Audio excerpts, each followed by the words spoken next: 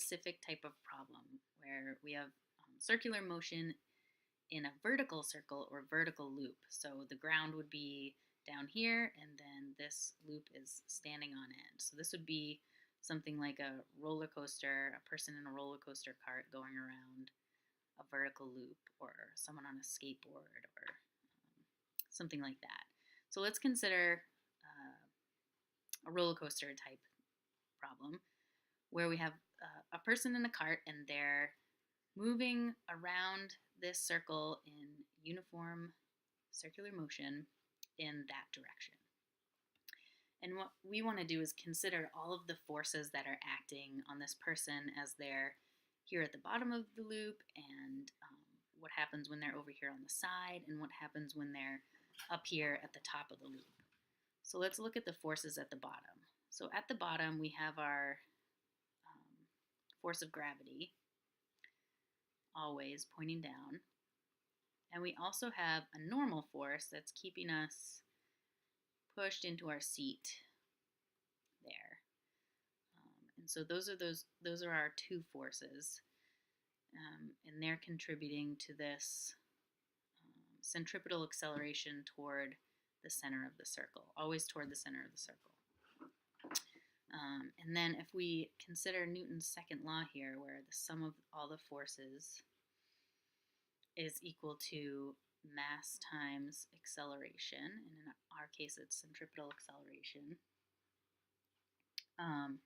we can see that the normal force here is what's providing the centripetal acceleration. So for the sum of the forces, we have two forces. We have our normal force, and then we also have our force of gravity, but it's kind of working against us here. So we're going to subtract our force of gravity at the bottom, and then that is equal to our mass times our acceleration, which is mv squared over r.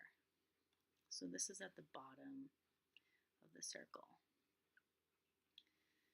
And so what do you feel at the bottom of the circle? So as you've gone around the circle, or maybe you're coming back to the bottom, you feel, what you feel is your normal force.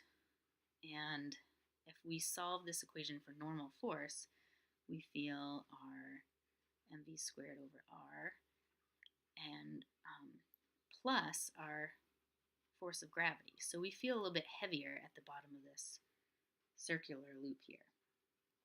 So plus our weight at the bottom of the circle. And so what happens, let's look at what happens to us if we're at the top of the circle, at the top of this motion. What are the forces acting on us, and how do we feel? So at the top, you want to be pressed into your seat at the top there.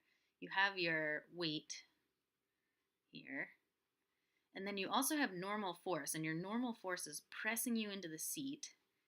It's the force coming from the tracks and pressing up on you, you can think of it as, and it's keeping you in your seat. If that normal force wasn't there, you wouldn't be pressed into your seat, which would be a bad thing at the top of this motion.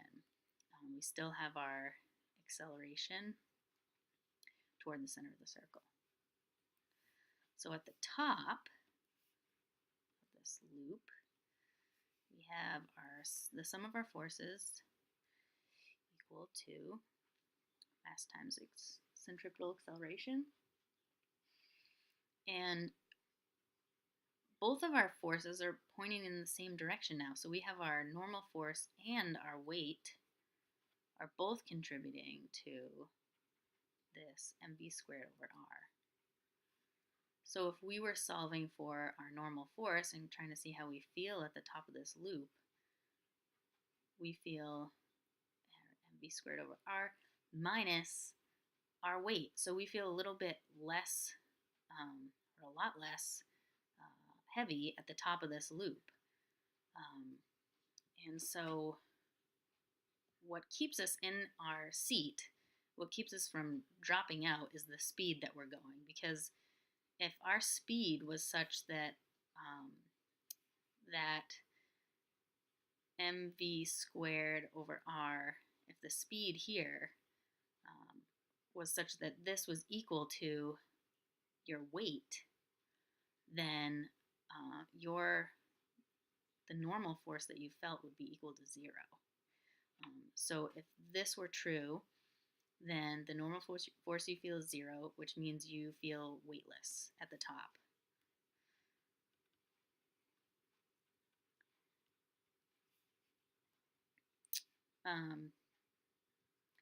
And so if this were true, that would be the minimum speed you could go and stay in this circular motion. So that's the minimum velocity for this radius of circle.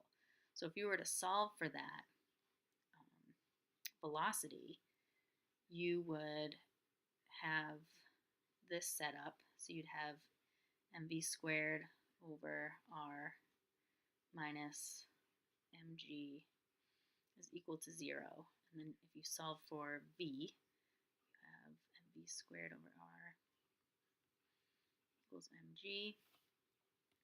And we can cancel these out.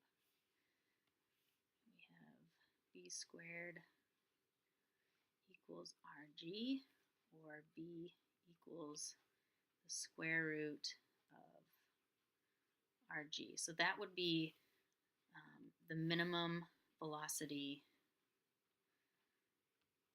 at the top of this circle for this radius circle. Cool.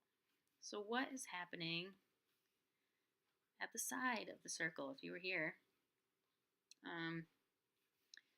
you'd have your weight, as always, pulling you down. There's no reason why I drew that longer. Your weight, and then you still have normal force, and it's pushing you against your seat still. It's coming from the tracks, and it's pointing that way.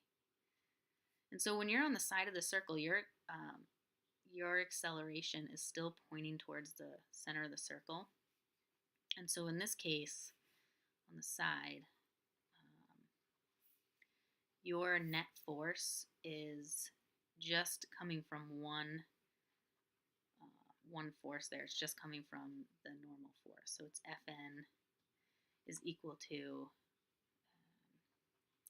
mv squared over r. And so that would be the only thing you'd consider in solving a problem where you're directly on the side there. Okay, that should help with solving vertical loop and vertical circle problems. The force doesn't always have to be a normal force. It could be a force of tension. It could be a force of friction, something like that.